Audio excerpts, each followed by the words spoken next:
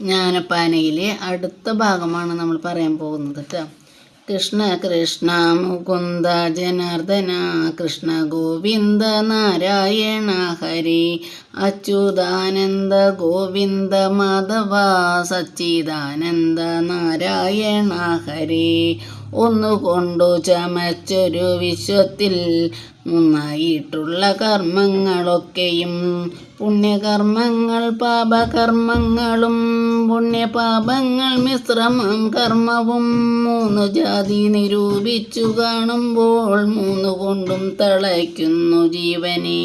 പൊന്നിൻ ചങ്ങലയൊന്നി പറഞ്ഞതിൽ ഒന്നിരുമ്പു കണ്ടെന്നത്ര വേദങ്ങൾ. പൊന്നിൻ ചങ്ങലയൊന്നി പറഞ്ഞതിൽ ഒന്നിരുമ്പു കൊണ്ടെന്നത്ര ഭേദങ്ങൾ. രണ്ടു നാലുമെടുത്തു പണി ചെയ്ത ചങ്ങലയല്ലോ മിശ്രമം കർമ്മവും. കൃഷ്ണ കൃഷ്ണ മുകുന്ദ ജനാർദ്ദന കൃഷ്ണ ഗോവിന്ദ നാരായണ ഹരി അച്യുതാനന്ദ ഗോവിന്ദ മാധവ സച്ചിദാനന്ദ നാരായണ ഹരി. ഇനി അടുത്തത് അർത്ഥം പറയാം കേട്ടോ. നമ്മൾക്ക് 3 തരം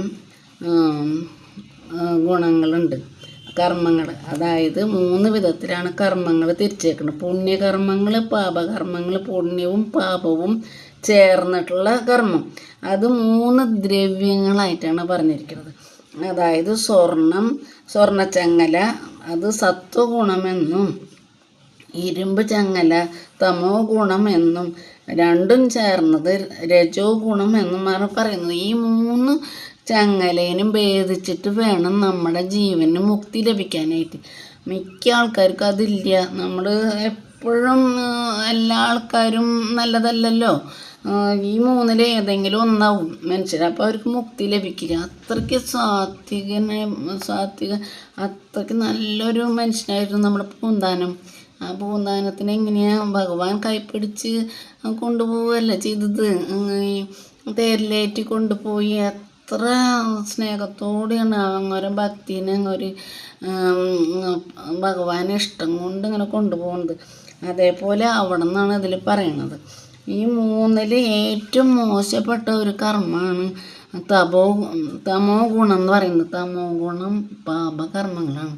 പാപകർമ്മങ്ങൾ ചെയ്തവർക്ക് പാപം തന്നെ വരുള്ളൂ, അല്ലാണ്ട് വേറെ ഒന്നും വരില്ല. അത് മുക്തി നേടണമെങ്കിൽ പിന്നെ കുറേ പ്രാവശ്യം ജനിക്കുക, മരിക്കുക, പിന്നെയും കർമ്മങ്ങൾ കൂടുക.